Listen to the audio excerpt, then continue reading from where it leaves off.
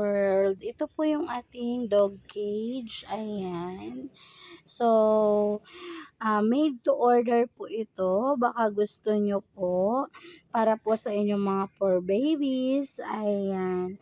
So, ang size po nito ay 2 by 3 by 3. So, 2 po yung kanyang side. Ayan.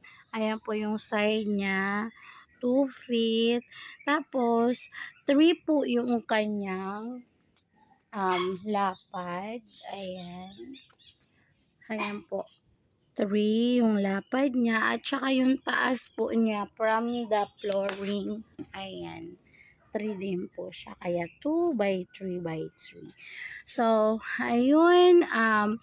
Pag nag-order po kayo nito, ang bentahan po ay 3.5. Ayun. Tapos, half deposit po.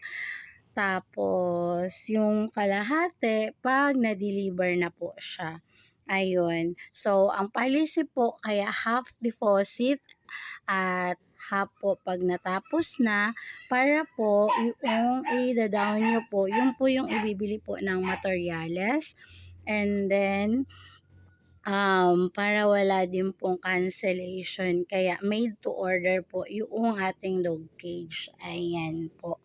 So, nagdi-deliver po kami around Nueva Ecija, boundary po ng Tarlac, boundary po ng Pampanga, boundary po ng Bulacan, boundary po ng Pangasinan, at boundary po ng Nueva Vizcaya.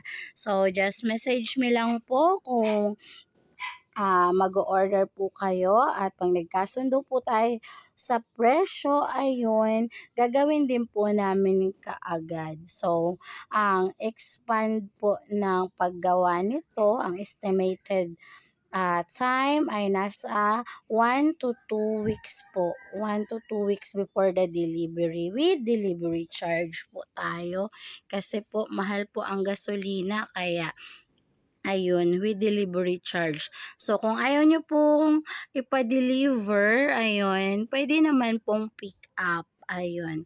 So, ang mode of payments po natin, pwede pong GCash at pwede din pong cash. So, ayun. Flex ko lang po ang aming sideline. Maraming salamat po sa inyong panonood. Highly appreciated po. Maraming salamat po sa inyong support at pagmamahal.